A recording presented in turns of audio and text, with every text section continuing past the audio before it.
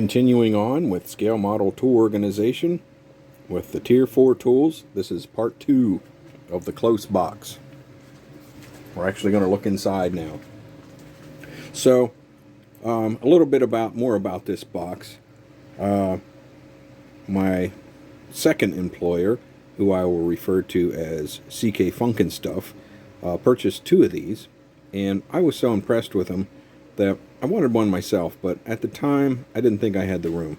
However, this and one other circumstance led me to acquire a little bit more space in my room here, and I was able to, with the help of a lot of drawings, gain some room in here. And when I did, I had room for this box. And like I said, it is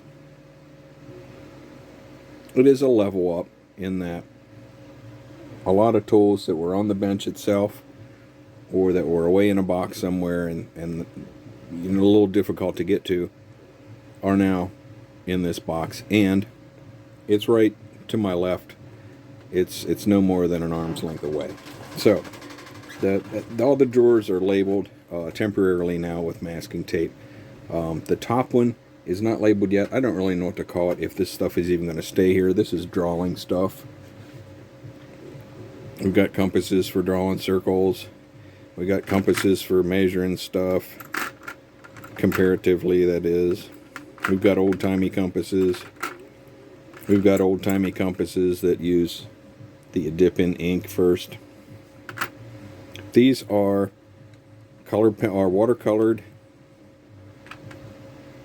watercolored pencils. They're watercolor. They're colored pencils, but they're watercolors. These are great for rubbing onto a spot, applying a little bit of water, and you get a tiny little custom wash in an area. It saves you time in creating a wash if you've got that color already. Tools over here, of course, a couple of erasers, and this is the Tamiya brand scribing tool. It's really the best for straight lines. I haven't really mastered doing curve lines with it. If I do have to do a curve line, I've got this dentist tool that I modified. To modify it, I flattened the back end of this. Was round. I flattened this portion, and then I made a V shape on the top, so it's kind of a triangle. So whenever it's pulled across the plastic, it's like a single sawtooth. You know, it digs in there and pulls up a line of chips in front of it. This is for the circle drawer over there. You can either draw circles or cut circles with it. This is actually 2 trays. I haven't come up with anything to do with the secondary tray yet. Just some, I think they're called Ponce wheels. This one's for fabric patterns, for transferring a pattern. And these are real tiny toothed ones by Trumpeter, and they're for putting rivets in airplane wings or the side of a train car. In the back we have a pencil box full of old drawing pencils I inherited from a friend of mine. They're kind of there for sentimental reasons. Here we have 2 of those. These are, I mean, that one's a compass, but it's got 2 blades in it. It's for cutting strips of tape, or I guess you could cut thin plastic with it. I haven't had the greatest of luck with them. They're a little flimsy, both of them. But I keep holding out thinking, oh, it's going to work. And they do, but not as well as I thought they would. This is that circle drawing thing. This fits in there and it spins around, doing some cutting. A couple circle templates that I use either for drawing or for masking off wheels to paint. There's some regular colored pencils. There's some T-squares behind that. Like I said, all for drawing. Next drawer is pliers. I don't quite know how to organize these yet.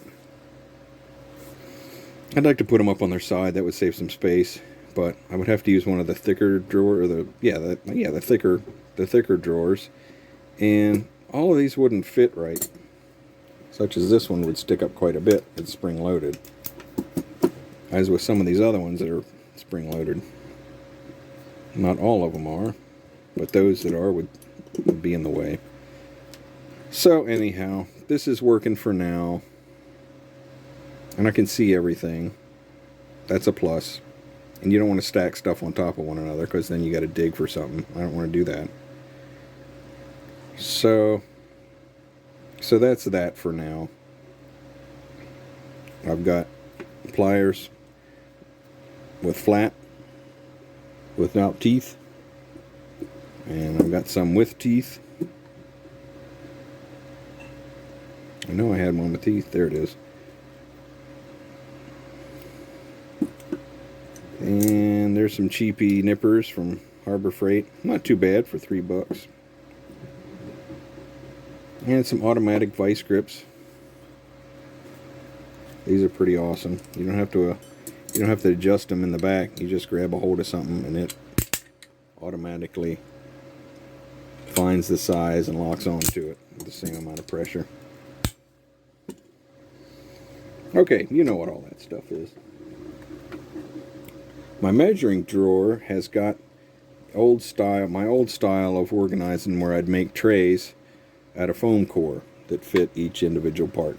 And I mean I might go back to that at one point, but I've found other solutions, which you'll see in the next drawers down. Calipers go here. Of course, they're elsewhere at the moment, as usual, even though there's two of them. That's the way it goes if you don't put stuff back. So that's what ends up in that drawer. There is a ruler here that was inspired from Adam Savage's show. I think it's on Tested. This is a clear ruler. It's got a grid pattern on it. What makes this one better than most is it's got a metal insert on that side, so you can line that up where you want it and cut down the side with your hobby knife. You won't mar the plastic, and you can see through it, so you can line. If you want to cut a parallel, if you want to cut something parallel, you line it up on the grid before you make your cut. That's one of the tools that he had talked about, and I thought it was a pretty good idea. And I found one. I think I found it at Michael's.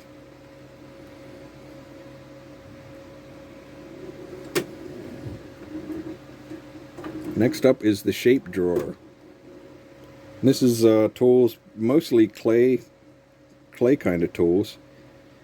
I do some sculpture with green stuff, or with milliput, and whenever that comes out, these tools come out as well. Various texture tools there. We talked about in the last video,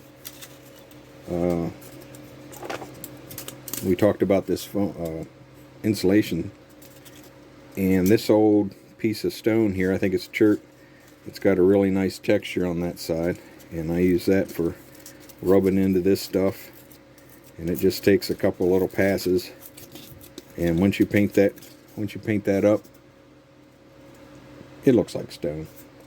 Oh, that's what happened to these steps here. If you can see the texture on those, I went through and did each one with that stone. That was a cheap tool. It was real cheap. What else is in there? One of those for your photo etch. Pretty handy. You don't use it for anything else, but okay. So that's the shape. That's the shape drawer. And I am going to end this video, and in the next one we'll get started on the Dremel drawer. Okay, thanks for watching.